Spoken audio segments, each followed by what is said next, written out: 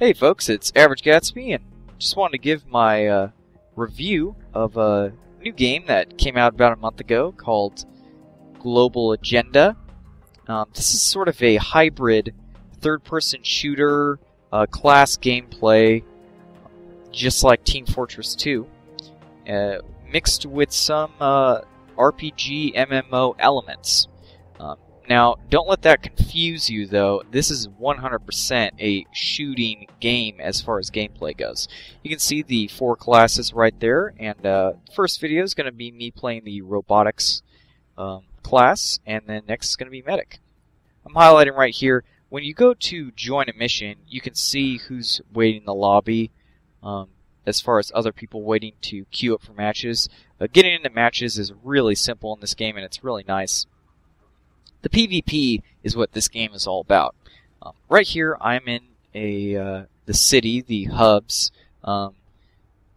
There's only one city, and it's Dome City right here. It's not very big. Not everything is open right now. I think more things are going to be open very soon. They're coming out with a big patch.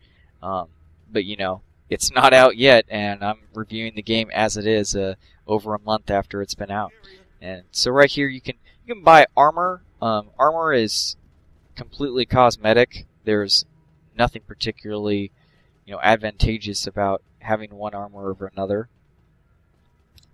But it's still pretty cool to, change up your look and everything, and then you can download dyes and get dyes and whatnot. You can pay money for that. Right here, I'm showing the end of a game type called Breach, and Breach is basically a series of control points. There's an attacking and defending team, and you're going through trying to capture the various points. We've already got 2 of them. We're trying to get a 3rd. Let me just talk. I'm going to try to stay as little as possible talking about the actual gameplay, specifically what I'm doing, and try to talk about this game as a whole. So you're watching this and you're thinking to yourself, how in the world is this like an MMO at all? Well, what I'm not showing you is that you do have a skill tree, you do level up, and you do have a loot type system and a crafting type system and a guild type system in the game. But all those things are not necessarily what makes an MMO an MMO, and they've got to be kind of fleshed out for them to be really a full MMO. And that's really the thing about this game, is that its greatest strength is also somewhat of a flaw, in that yes, leveling up matters, and it especially matters for certain classes more than others. You get access to new abilities and everything like that, and that's really great. But other things like your what am I thinking of specifically? Well, leveling up to get more abilities is very important. But as far as your build goes, it makes a difference for sure, but it's not nearly the kind of difference of build between other, RPGs or even RPG hybrid games like Borderlands. Borderlands, your build, can make a very big difference, whereas in this game, you're going to get a bonus from putting a skill point in something of, the biggest bonus I ever saw as far as a damage bonus or something of that nature was like a 10% or something like that, and that can eventually be increased even more. But, like I said, it's not making a huge difference. But at the same time, this is a good thing because it makes it so, I'm at level 9, there's 50 levels, and I can still be a huge asset to this team. When playing the medic, you can be an excellent medic even at level 5, and so that's something that's really nice. You don't feel like you've got to get farther on before you can play well. What leveling up does is it gives you more options, and you can be even better at a task.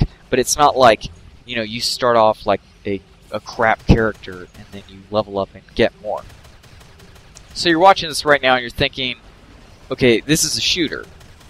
There's nothing RPG about this. I would absolutely agree. You might see hit points flying above, but there's nothing about this game. Having WoW skills is not going to translate into having skills in this game. It's basically a third-person version of Team Fortress 2.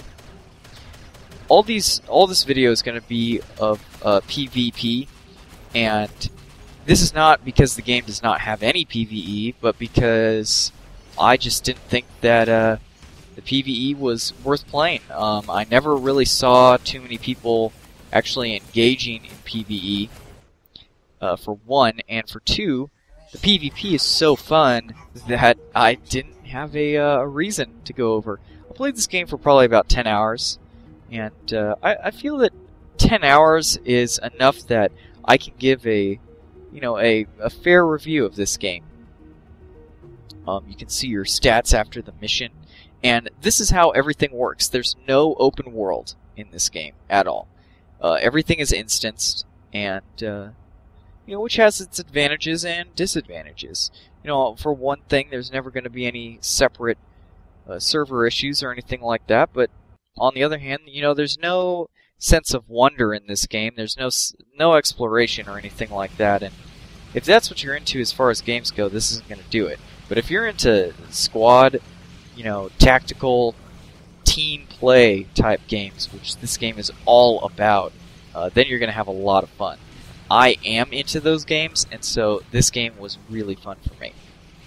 However, the big elephant in the room, and the thing to consider, is that there is another team class-based game that's only about $10, and it's called Team Fortress 2, and is regularly updated and has so many updates for PC at this point that it's starting to get close to an RPG type situation with that game.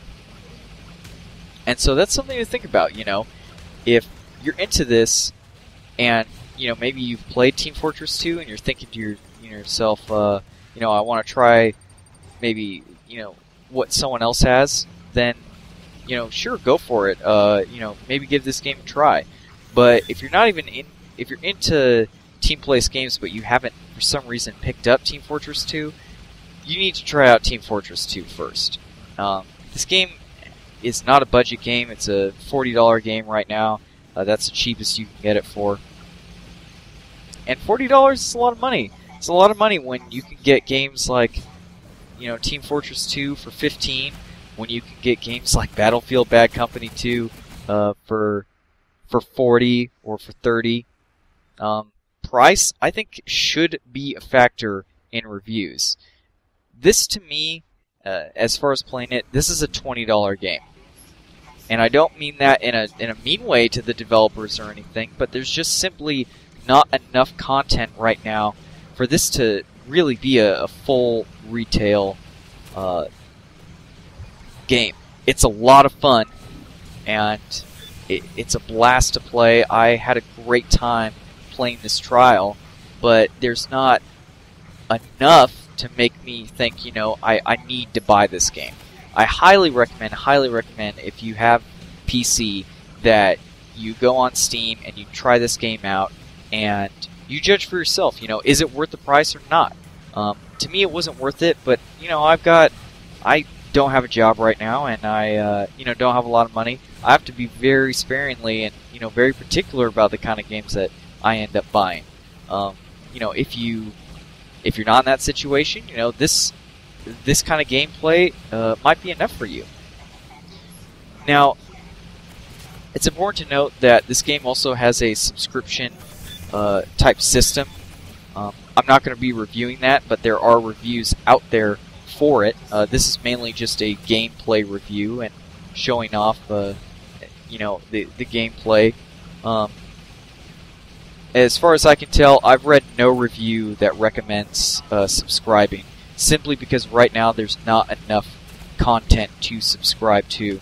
Basically, it is a Guild Wars type system where you have various agencies and you fight over a territory on a hexagonal map.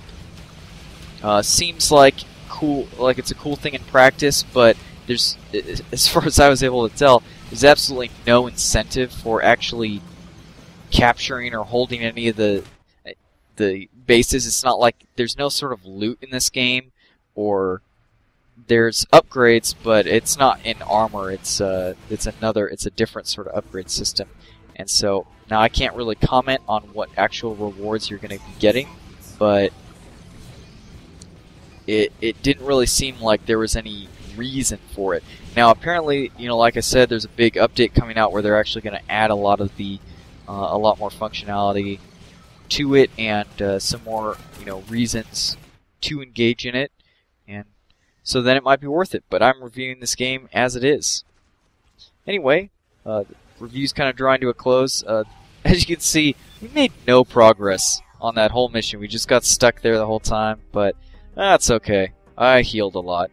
So anyway, I'm Average Gatsby. I hope you enjoyed this video. I think I'm going to do a couple more reviews. I've got another game I'm really excited about I'll be talking about soon. And anyway, have a good day.